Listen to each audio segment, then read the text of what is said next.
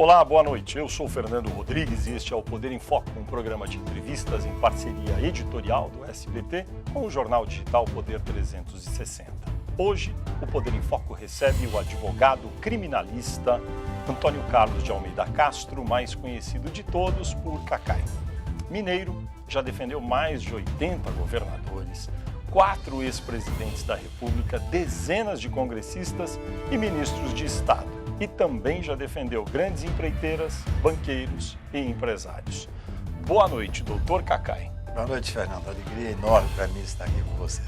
O senhor já atuou como advogado de tanta gente, como a gente sabe. Eu me lembro, até o senhor defendeu Zélia Cardoso de Mello lá atrás, que foi ministra de Fernando Collor de Mello. Conseguiu livrar muita gente de acusações em tribunais de todas as instâncias, sobretudo aqui em Brasília. O senhor, para alguns, é uma espécie hoje de anti-herói da Lava Jato, porque os procuradores acusam, o senhor vai lá, defende, as pessoas são absolvidas. Como é que o senhor lida com essa fama? Olha, em primeiro lugar, eu quero ressaltar que a Operação Lava Jato é uma operação muito importante, uma operação que conseguiu desvendar um grau de corrupção capilarizada que ninguém poderia imaginar, nem nós advogados, nem vocês jornalistas. Então, eu não quero tirar o mérito da operação. Ocorre que o excesso de poder, especialmente por parte da Força-Tarefa e por parte do juiz, hoje ministro, mas que nós hoje sabemos aquilo que eu sempre criticava, mas hoje nós temos a certeza que era o verdadeiro chefe da Força-Tarefa, fez com que a operação tivesse muitos desvios e muitos excessos. Como eu advogo muito em tribunais superiores, eu advoguei desde o primeiro momento, eu fui advogado do Alberto Youssef no primeiro dia. Eu acompanhei essa operação sabendo desses excessos. Alberto Youssef, para os nossos telespectadores lembrarem, é o doleiro que deu início a toda a Operação Lava Jato. Então, a advocacia você ganha muito em cima do erro do Ministério Público. O excesso fez com que esses procuradores deixassem de ter certos cuidados. Eu, desde o início, digo que eles criminalizaram a política. Então, nós fomos trabalhando tecnicamente para que no momento em que nós pudéssemos enfrentar essas teses, nós tivéssemos condições de fazer um enfrentamento técnico. E o Supremo Tribunal tinha e tem uma hora marcada com uma série de questões que têm que ser enfrentadas. O excesso nas delações, o excesso nas prisões preventivas. Então, eu sou um crítico desses excessos. Eu não tenho nenhum problema em ser visto como esse anti-herói. Eu tenho certeza que todo o trabalho que eu faço é baseado na defesa da Constituição. Isso é que me dá bastante tranquilidade. Esse pré-julgamento que fazem nos processos, essa espetacularização do processo penal brasileiro é extremamente nociva para a sociedade como um todo. O senhor mencionou eventuais excessos do Ministério Público Federal, dos procuradores. Houve um caso muito rumoroso que ficou conhecido como Vaza Jato, que são mensagens trocadas entre procuradores, entre o então juiz Sérgio Moro, e que para alguns são mensagens impróprias. Qual é o seu juízo sobre o conteúdo das mensagens e como essas mensagens podem ser usadas nos processos? Olha, é um pouco mais do que impróprio. Eu acho que ali existe uma série de ilegalidades e algumas beirando a crimes. Não se pode admitir que o juiz federal que conduzia a operação estivesse, na verdade, coordenando a força-tarefa. Existe troca de mensagens onde ele determina que uma procuradora não deva ir numa determinada audiência, onde ele dá linha, até que ele era chamado de russo. Isso por causa daquela famosa história do Garrincha que fala, ó, tem que combinar com os russos, falando para então o técnico da seleção brasileira. É tudo muito grave. Quando nós temos um juiz federal, com o poder que tinha esse juiz, porque ele foi levado pela grande mídia à condição de quase um semideus, um herói nacional, e você vê que esse juiz trabalhou para tirar da cena política aquele opositor único possível de fazer frente ao atual presidente Bolsonaro, você vê a gravidade dessas mensagens que estão sendo vazadas. Tudo isso, na verdade, nós já falávamos. Eu, desde que comecei a ver esses excessos se avolumarem, resolvi correr o país em 2, 3 vezes por mês fazendo palestras para falar sobre esses excessos. Mas, doutor Cacai, sem querer defender, porque não vou defender ninguém aqui, é uma pergunta. O ponto de vista dos procuradores e do ex-juiz Sérgio Moro, agora ministro, é que, primeiro, foi uma violação torpe da intimidade deles, foi um crime de invasão de privacidade. E número 3, eles alegam que nas conversas tratam como pessoas conhecidas se tratam e conversam sobre determinados temas.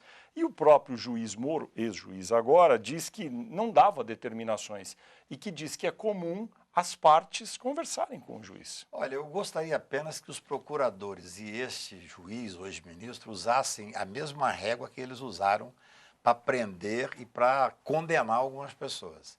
Aquelas gravações que estão vindo a público, a forma com que eles se uniam e trabalhavam, na visão dos procuradores, quando eram procuradores, ao acusar uma série de pessoas, seria seguramente obstrução de justiça.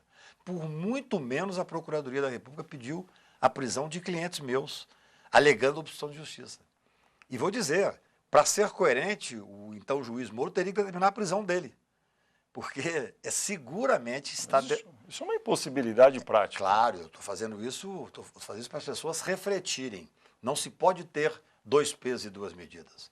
Você não pode tratar o empresário que tem uma conversa que, na visão do procurador, era uma conversa indevida, uma conversa ilegal, uma conversa que levava a ter uma busca, apreensão ou uma prisão, sendo que, na verdade, quando estão entre eles, não, essa conversa não tem nenhuma relevância. Como não tem relevância? Você, o juiz de uma causa, determinar que tal procuradora não devesse ir a uma audiência e tantas outras questões. Mas o mais grave para mim, Fernando, o mais grave é que está comprovado, agora um ex-ministro do atual governo veio dizer, que esse juiz, enquanto juiz, já tratava da impossibilidade de ser ministro do governo que ele ajudou a eleger.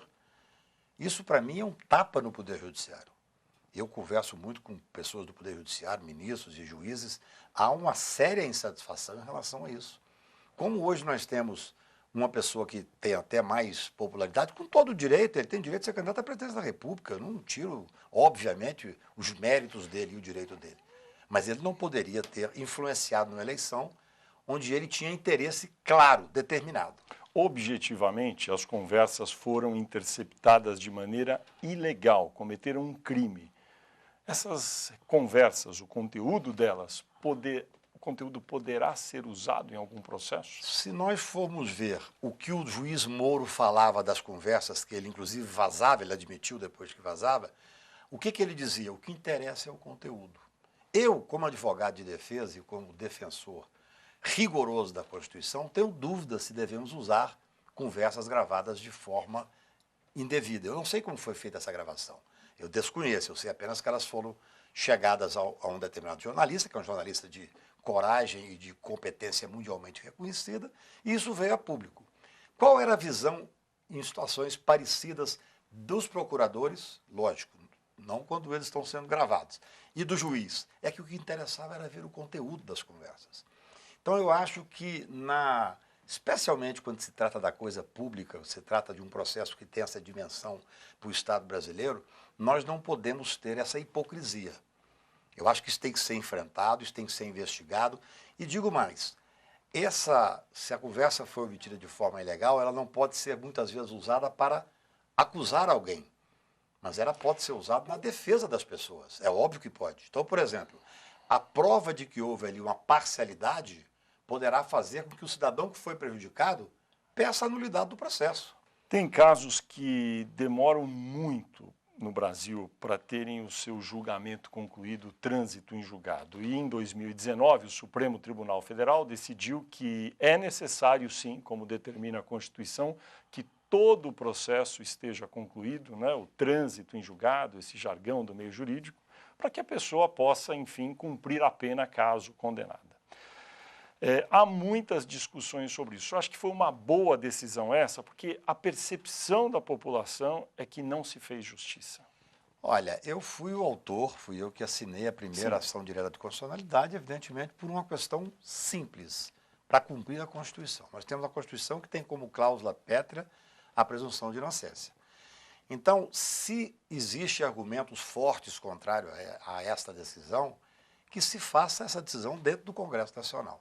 Eu acho que nós não podemos simplesmente afastar a Constituição. Eu disse da tribuna do Supremo, quando defendi as ADCs 43 e 44 e 54, eu disse que O Supremo Tribunal pode muito, mas não pode tudo. Felizmente, Fernando, nenhum poder pode tudo. O Supremo não pode reescrever a Constituição.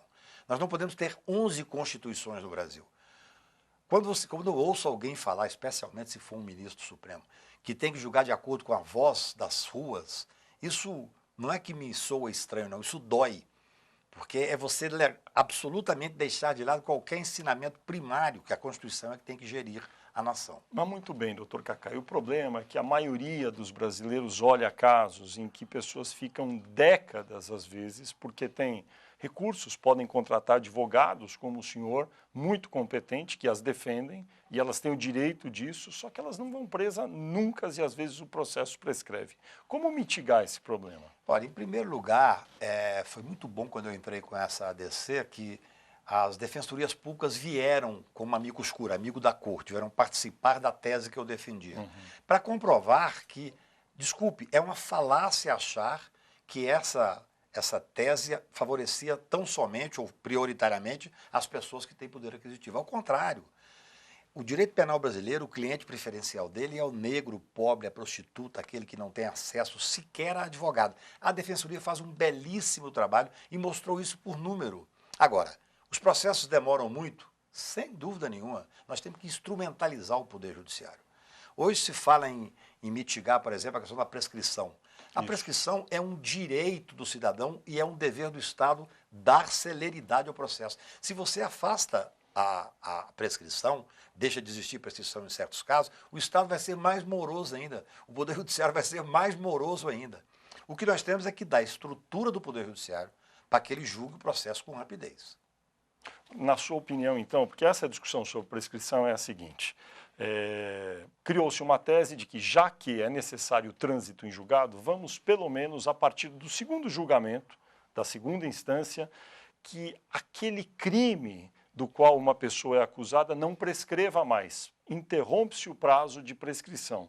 Portanto, isso, na opinião de alguns, desestimularia os recursos em outras instâncias. Na sua opinião, não vai ocorrer isso? Não, eu acho que, na verdade, isso é uma espécie de uma política compensatória do Poder Judiciário que simplesmente reconheceu o direito constitucional da presunção de inocência. Pode ter certeza, na minha experiência como advogado criminal aí de quase 40 anos, se nós tirarmos o Instituto da Prescrição, nós estaremos favorecendo que o processo não termine nunca. Porque o Estado deixa de ter interesse em agilizar. Hoje você entra num gabinete de ministro ou de juiz, tem um processo, na capa dele está o dia que deve prescrever. Então o Estado juiz, o Estado Poder Judiciário tem um interesse em agilizar. E além disso, nós temos que pensar no direito do cidadão. O cidadão não pode ser processado indefinidamente. Ele tem o direito de ter uma definição do caso dele num prazo razoável. Veja bem, o próprio processo, especialmente o processo penal, já é uma condenação em si. O fato do cidadão sofrer um processo, principalmente quando sabe ser inocente, já há uma pré-condenação, uma condenação acessória que é a questão midiática, a questão familiar. Então, quando eu vejo um juiz dizer, é muito interessante essa pergunta pelo seguinte, o Deltan, ele era o procurador da República que comanda lá a força-tarefa da Lava Jato. Ele é um crítico aos advogados entrarem com muitos recursos, é um crítico de poder invocar a prescrição. Agora ele foi processado, ele tem 21 processos no Conselho Nacional do Ministério Público. No primeiro dele, onde ele foi, inclusive, condenado, o advogado corretamente esgotou todos os recursos que tinha, e é normal isso, e agora está tentando conseguir a prescrição. Então, são dois pesos e duas medidas. Isso é que nós temos que refletir. Agora, neste ano de 2020, nós vamos certamente, dentro do Congresso, ter alguma lei, alguma emenda constitucional, alguma medida para que seja possível executar sentenças após condenação em segundo grau. Se isso acontecer, na sua avaliação, primeiro, continua sendo inconstitucional e, dois, o senhor voltaria ao Supremo para contestar? Depende muito do que vier. Se nós tivermos, o ano passado nós tivemos essa grande vitória que foi fazer cumprir a Constituição. Para mim foi o grande processo criminal que o Supremo julgou em 2019. Agora, se fizerem modificações que ousem afrontar uma cláusula pétrea, é claro que nós vamos ao Supremo novamente. Então, eu preciso saber exatamente como o Congresso vai se posicionar. O fato é que, quando o Supremo decidiu que é o trânsito em julgado, ou seja, todos os recursos devem ser analisados, ele próprio já não disse que é uma cláusula pétrea?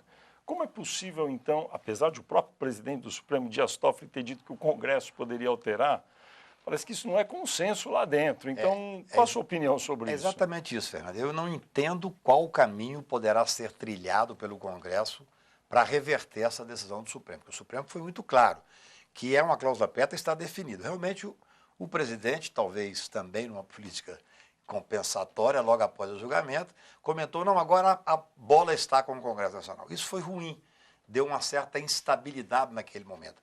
Nós precisamos fazer cumprir as decisões do Supremo Tribunal com tranquilidade. Eu dei várias entrevistas antes desse julgamento, eu sabia, ou melhor, eu tinha quase a certeza que ficaria 6-5, mas não sabia se era para um lado ou para o outro. E eu dizia que se nós perdêssemos de 6-5, era necessário assentar aquela jurisprudência. Segurança jurídica é um valor importantíssimo. Nós não podemos, depois de um julgamento que mobilizou o país, quando eu entrei com essa ADC para discutir a questão da presunção de inocência, o Lula não era sequer investigado. Infelizmente, demorou a julgar, o processo, então, passou a ser um processo carimbado com o rosto do Lula. Isso não era para beneficiar o presidente Lula. Ele se beneficiou como se beneficiaram vários outros Silvas. Essa que é a questão. Agora, 3 anos o Supremo Tribunal sem julgar essa questão. Eu advogo no Supremo há quase 40 anos. Nunca vi o Supremo tão polarizado, tão tensionado.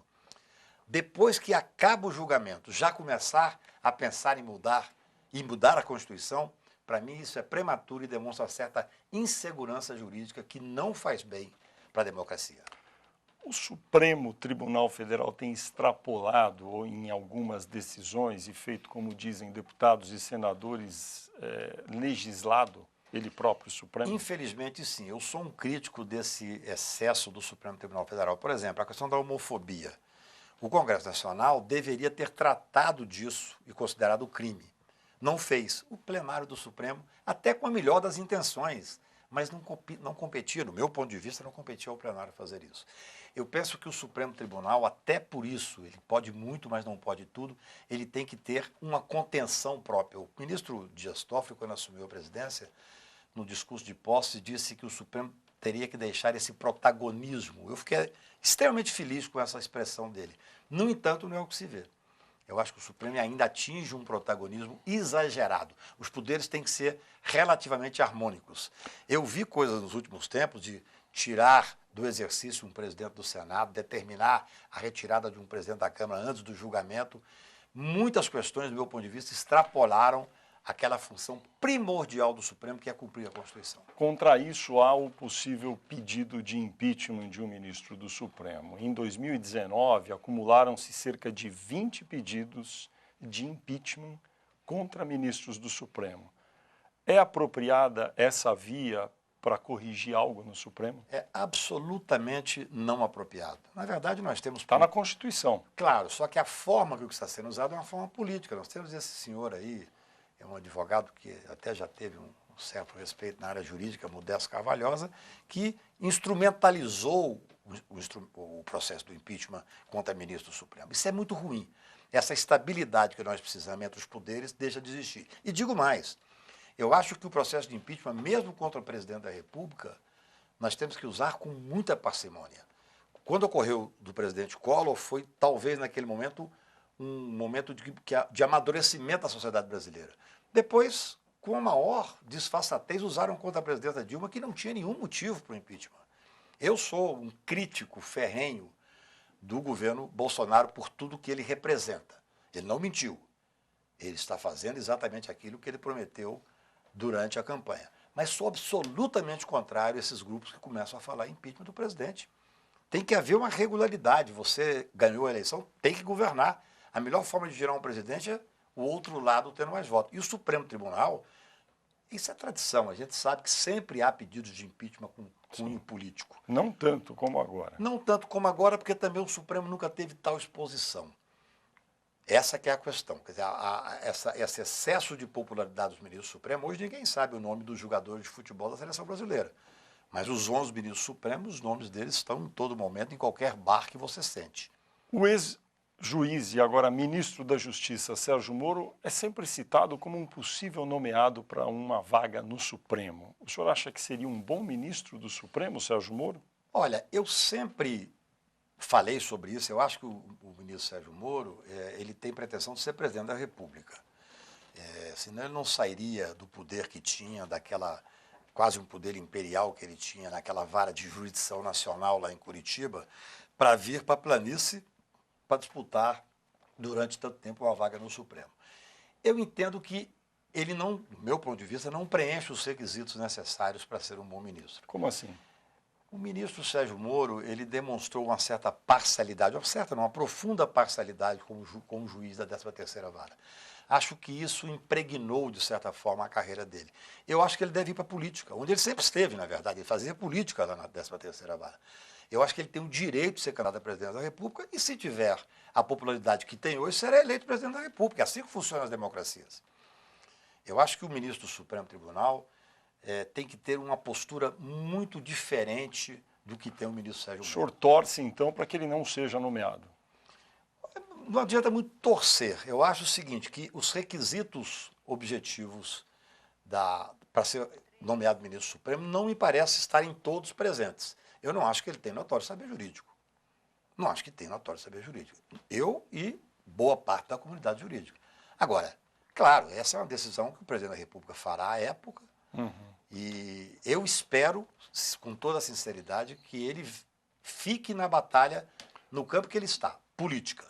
O presidente da República tem dito que é necessário equilibrar um pouco a composição do Supremo e às vezes cita também a necessidade de ter a indicação de um ministro para a corte que tenha uma convicção, uma fé evangélica. O senhor acha esse um argumento bom? Acho muito ruim. Por quê? Eu tenho... Não tem ninguém que seja evangélico. Eu tenho profundo admiração e respeito pelos evangélicos. Eu acho errado ter o critério de ser evangélico. Nós não podemos ter, o Supremo Tribunal, você tem que ter uma pessoa que tenha notório saber jurídico, a reputação ilibada e que tenha um bom trato com a lei como um todo, com a Constituição. Mas por que não procurar alguém que, além de tudo isso, seja evangélico? Eu não vejo nenhum problema nisso. Eu acho ruim que você coloque isso como sendo condição. Por exemplo, eu acho que foi importante a nomeação do ministro Joaquim Barbosa para o Supremo Tribunal enquanto negro. No entanto, achei extremamente negativo que o Lula disse, não, eu vou colocar um negro. Você pode até achar que é importante colocar um negro, e no Brasil, mais do que nunca, isso é uma coisa fundamental, e foi importante, mas é ruim dizer que está colocando por isso. Nós temos um advogado-geral da União que é extremamente competente e é muito evangélico.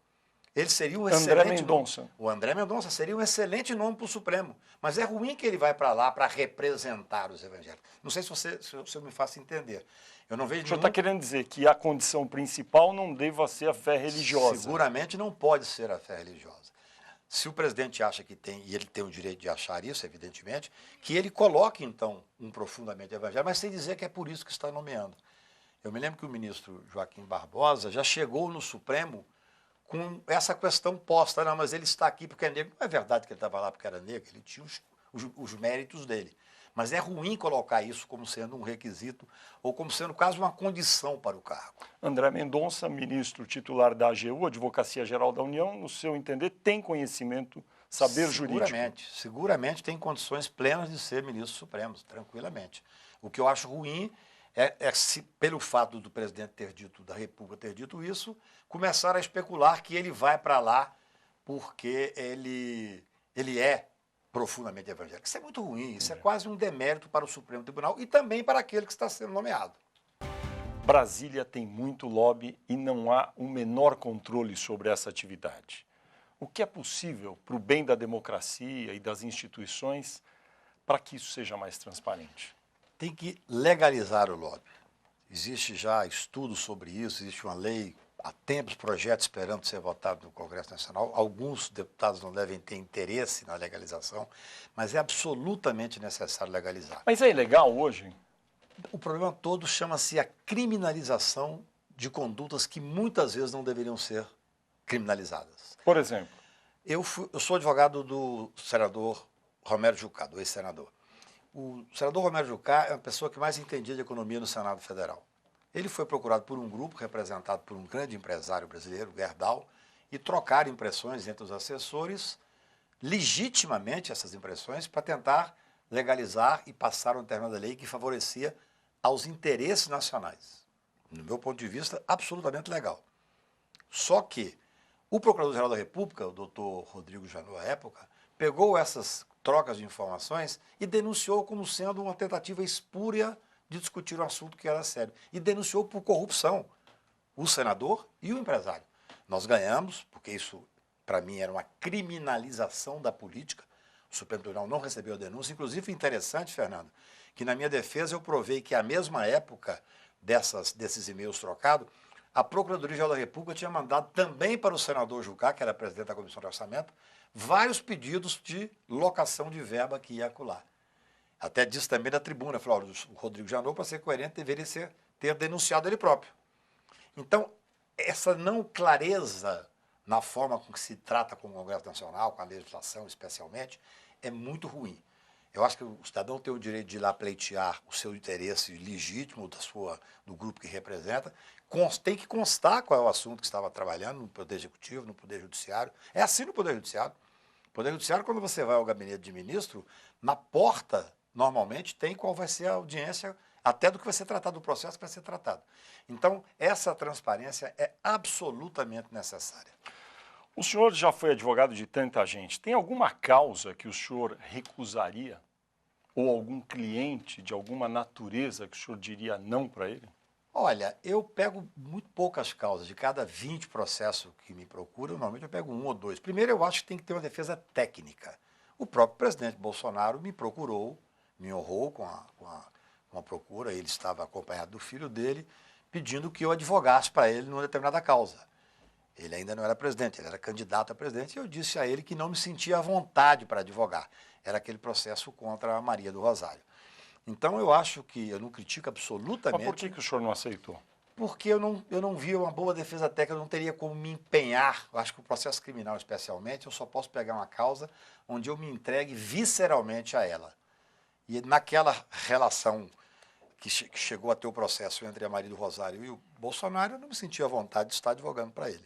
Isso é um critério pessoal, não faço absolutamente crítica de quem aceitou o processo, ao contrário, é um grande advogado e muito amigo meu. Mas é natural que as pessoas façam o primeiro crivo. Eu não sou juiz e, evidentemente, não sou Deus, então eu não sou dono da verdade. A primeira análise que eu faço é uma análise técnica. Tem uma defesa técnica que me dá, que eu fique à vontade para fazer? E do ponto de vista ideológico, tem restrição? Absolutamente. Por sinal, é muito interessante. Muita gente, pelo fato de eu ser uma pessoa que tem uma formação tida como de esquerda, sou uma pessoa que tem uma visão mais social do mundo, muita gente acha que eu sou ligado ao PT. Eu nunca fui petista. No governo Fernando Henrique, eu tive 17 ministros que foram meus clientes. No governo Lula, eu tive muito menos do que isso. O senhor votou em quem na última eleição, em 2018, para presidente? Sem a menor sombra de dúvida, no Haddad. Sem a menor sombra de dúvida. E nas eleições anteriores? Eu sempre votei com o tido bloco de esquerda. Sempre votei no Lula, embora não seja petista. No então presidente, na Dilma. E depois votei na Dilma. E antes de Lula? Antes do Lula... Fernando Henrique? Fernando Henrique, você sabe que eu não vou me lembrar. Eu gosto muito do Fernando Henrique. Sou um admirador do trabalho dele, tenho carinho pessoal. Em 89 o senhor lembra, todo mundo lembra, a primeira eleição direta. Não, o senhor votou em quem no primeiro e no segundo turno? Não tenho dúvida nenhuma que votei no Lula, é claro, sem a menor sombra de dúvida. Hoje sou advogado do presidente Collor, tenho uma excelente relação com o presidente Collor. Eu não levo a minha advocacia para uma questão ideológica. Eu já advoguei para mais de 80 governadores. Já advoguei para governadores de praticamente todos os partidos. Isso que o Brasil tem 27 partidos. Governadores. Né? Não, é porque, na verdade, eu estou advogando há muito tempo. Eu estou na estrada há muitos anos. E tem uma particularidade, porque como existia o foro de prerrogativa, até então todos os julgamentos se davam ou no Superior Tribunal de Justiça ou no Supremo Tribunal. Por isso eu tinha essa facilidade de ter muitos casos aqui. Vamos falar um pouco de pacote anticrime. Algumas coisas foram aprovadas pelo Congresso, outras ainda estão em curso, outras serão questionadas. Eu vou falar alguns pontos que têm sido muito falados desde 2019 aí, e gostaria que o senhor dissesse se é a favor, se é contra e por quê. Por exemplo, excludente de licitude, é a favor ou contra? Isso é uma permissão para matar. Na realidade, quando o juiz Moro, e então ministro, apresentou esse projeto anticrime, o próprio nome já é terrível, ele fez questão de dizer, eu estou apresentando, não discutir com a sociedade, não discutir com especialista, não discutir com a academia. Por isso o projeto dele foi fragorosamente derrotado, porque não discutiu sequer com as pessoas que entendem um pouco daquilo que se trata. O senhor é contra, então? Absolutamente, isso é uma permissão para matar. Embora já exista na lei a possibilidade em que algum agente público cometa, enfim, ali um ato de força, acabe matando alguém em legítima defesa. Qualquer cidadão, a legítima defesa, evidentemente, como está posta na legislação brasileira, é extremamente bem posta. Agora, isso aí, o que estava se planejando, era uma permissão de extermínio, principalmente da população periférica, dos negros, das pessoas que não têm acesso. Mas algum aperfeiçoamento na lei atual não é necessário? Nesse ponto, absolutamente desnecessária. Absolutamente desnecessária.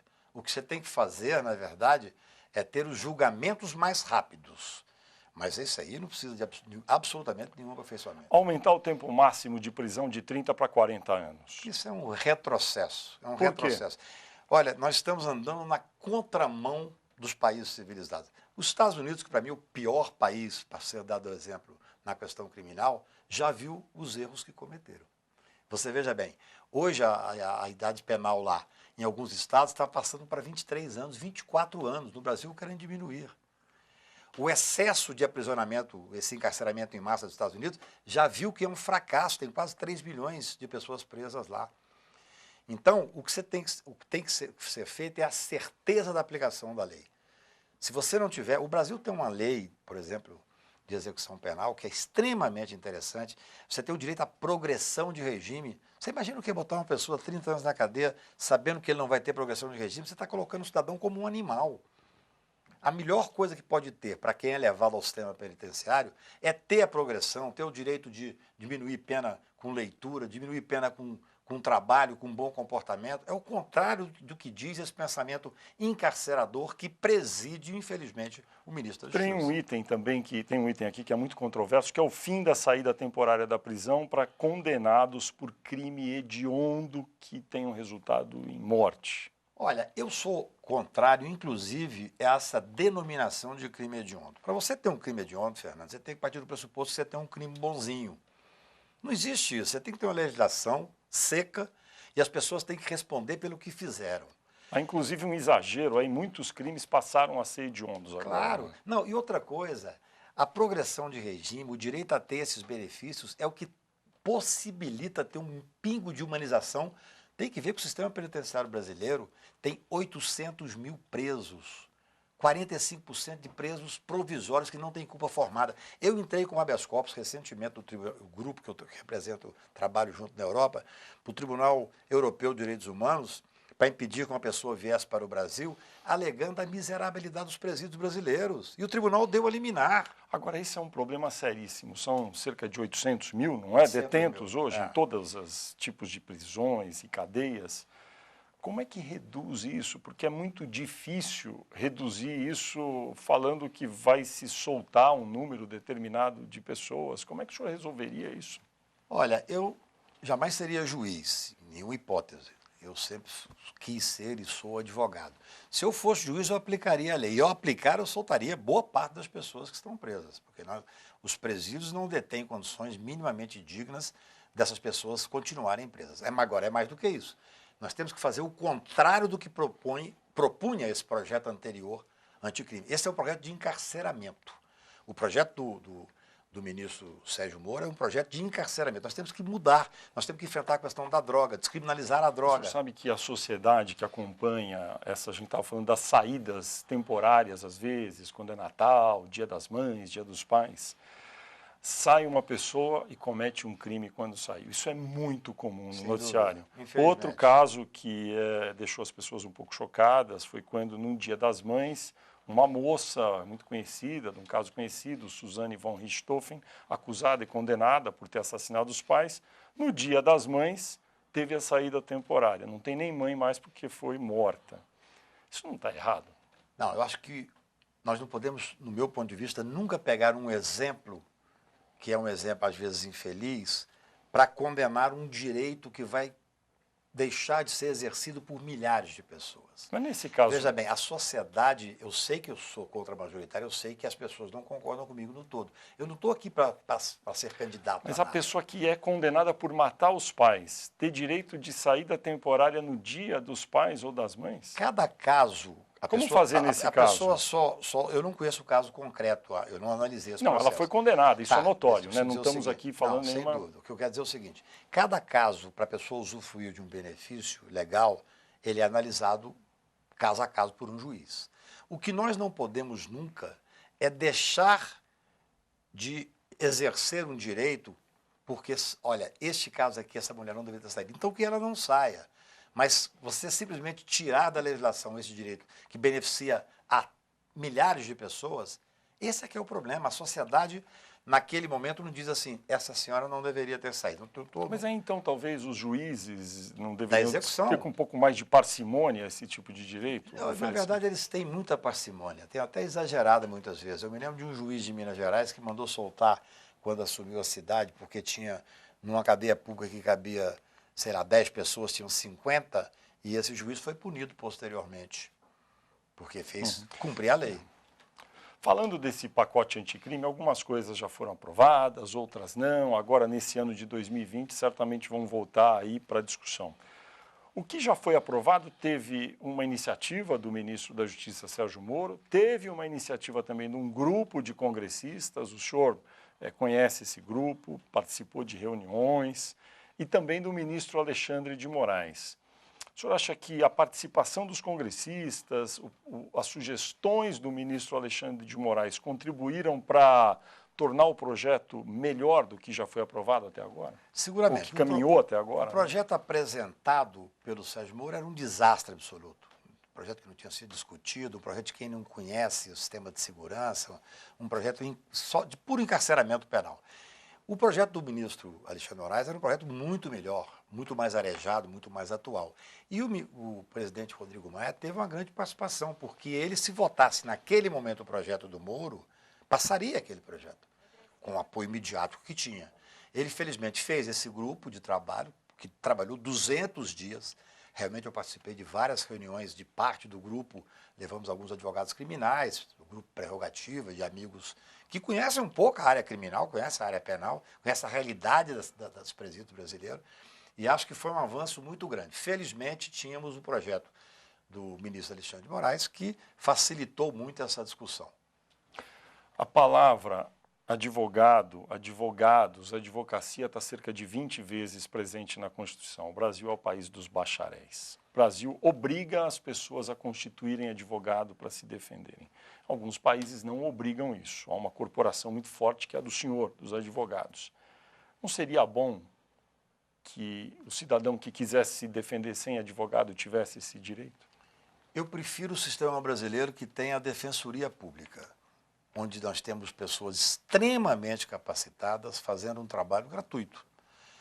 Eu não sou corporativista, eu nunca fiz nenhum trabalho dentro da ordem. Por que não permitir alguém que queira se defender diante de um juiz poder falar sozinho? Fernando, nós temos 1 milhão de advogados no Brasil, um absurdo. Pois é. Uma quantidade enorme de escolas que não deveriam estar abertas. E ainda assim, infelizmente, o nível da advocacia é muito baixo. Então, nós temos que ter uma questão técnica para a defesa. Claro, a defesa pessoal, em alguns pontos, ela pode ser feita, em alguns momentos ela pode ser feita. Mas eu acho que tem que haver uma defesa técnica. Não necessariamente, tem que ser obrigatório, então? Não necessariamente do advogado, mas é bom que tenha um profissional devidamente habilitado ao lado. O senhor é contra que acabe com a exigência? Eu sou contra. Eu acho que nós temos que fomentar a defensoria pública, cada vez mais. Eu sou um fanático defensor da defensoria pública. Se nós tivéssemos habilitado, tivéssemos proporcionado um número muito maior de defensores públicos, nós teríamos certamente, porque eles são extremamente competentes, nós teríamos talvez esse problema diminuído. Eu concordo com você, o advogado pegou uma força muito grande na sociedade. E 1 milhão de advogados é uma coisa até preocupante. Cacai, falamos muito aqui já no programa sobre a explosão da população carcerária no Brasil, 800 mil pessoas. Muitos presos por pequeno porte de maconha são considerados traficantes, crimes que não são tão graves na visão de alguns. O senhor compartilha desse tipo de análise? Eu acho que nós temos que descriminalizar a droga. Eu não tenho nenhuma dúvida disso. Todas as drogas? No meu ponto de vista, todas as drogas. Porque você veja só, o país que é seguido como exemplo, os Estados Unidos, que fez aquela política encarceradora pesada na questão da droga, viu que errou. Esses 3 milhões de presos lá, boa parte deles vem dessa política. O Brasil tem que fazer essa discussão, o Supremo começa a fazer. Só que o Supremo faz de uma forma tímida. A discriminação da maconha em número tal. Eu acho que tem que haver uma discussão mais séria com a sociedade, inclusive com aqueles que são responsáveis pelo tratamento dentro dos presídios. O presídio hoje é um amontoado de gente que está lá sem nenhuma necessidade, muitas vezes porque foi usado como mula para levar droga. Então nós temos um sistema que tem que ser discutido. Eu sou favorável à descriminalização. Total, todo tipo de droga, pesada, leve, não importa. Todo tipo de droga. Eu acho que eu não consigo entender muito esses critérios, como é que seria a medição. Reconheço que não sou especialista, mas quando eu vejo a decisão que se dá no Supremo, que começa a colocar um tanto X de grama disso, eu prefiro descriminalizar do que fazer essa discussão dessa forma. O senhor não disse que não é especialista, mas tem algum modelo em algum país que o senhor considera que talvez deva ser olhado com mais cuidado? Olha, eu não gostaria muito de aprofundar, porque realmente, eu vou dar um exemplo para você que pode parecer contraditório. Eu não trabalho em casos de droga, eu não advogo para casos de droga. O senhor recusa? Em regra, eu recuso. Salvo se for assim, a pessoa trabalhou com droga, mas tem uma discussão de liberdade, que a pessoa está presa além do tempo que deveria estar. Então, pela questão específica da liberdade, eu posso até advogar. Ou uma extradição que tenha uma questão técnica interessante, eu posso advogar. Mas eu não costumo defender a questão da droga. Mas então, sobre algum país, por exemplo, o Uruguai, que é vizinho do Brasil, tem essa política. Eu conversei com alguns advogados do Uruguai que fazem algumas críticas, dizem que ficou mais difícil para o usuário comum, vamos dizer assim, para aquele que usa no dia a dia. De maneira recreativa. De forma recreativa, que ficou mais difícil porque ele tem que fazer umas determinadas inscrições em alguns lugares que atrapalham o dia a dia. Mas realmente não é uma área que eu domine para poder me aprofundar. Outro tipo de legislação que é restritiva em comparação a países mais liberais é a do aborto. O senhor acredita que seja necessário aperfeiçoar a legislação sobre prática do aborto? Eu não tenho nenhuma dúvida. Aborto é uma questão de saúde pública. Nós temos hoje uma forma de tratar o aborto no Brasil, onde aquelas pessoas que têm condições de fazer aborto em clínicas particulares, em hospitais absolutamente bem aparelhados, que têm condições financeiras e têm acesso, faz o aborto e sofre as consequências psíquicas e todas as demais consequências, mas consegue fazer dentro de uma segurança. Essa restrição que se faz legislativa leva a que mais de 1 milhão de mulheres façam aborto clandestino por ano e muitas vezes com morte ou com sequelas irreparáveis.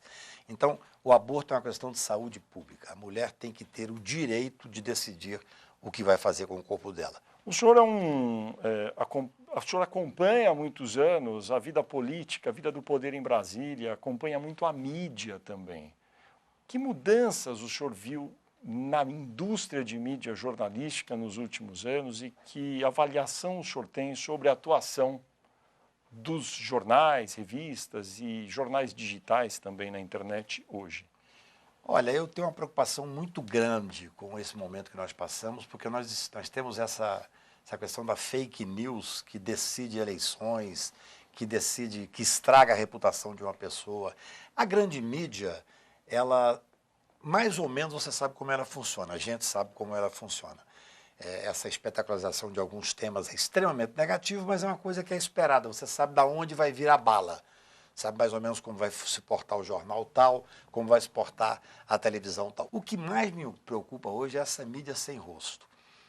Eu, por exemplo, eu sou advogado, às vezes escrevo um artigo, faço um programa qualquer, eu nunca leio os comentários das matérias, que normalmente são comentários desairosos. Mas isso eu diria que é o de menos.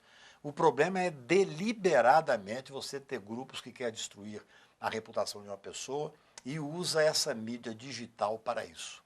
Esse é um problema mundial, não é um problema... É isso que eu ia dizer. Ele não é um problema mundial, é claro. Você viu o que aconteceu na eleição dos Estados Unidos. O senhor acha que tem que proibir de alguma forma? Não acho que a proibição seja a melhor maneira, não. Mas é necessário que você possa fazer identificação e punir os excessos. É muito Fake difícil. news É muito difícil identificar. Dificílio. Você é uma pessoa que entende muito dessa área, muito mais do que eu.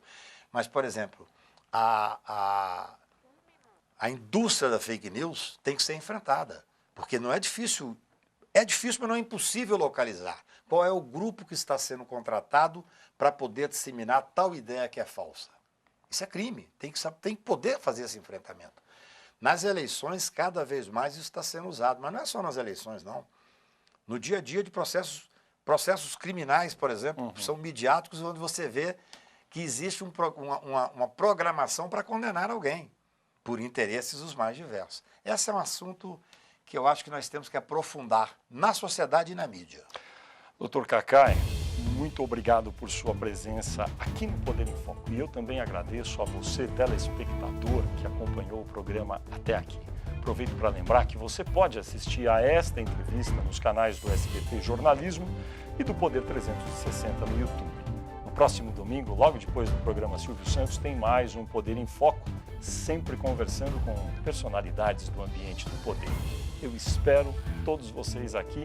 Uma boa semana a todos.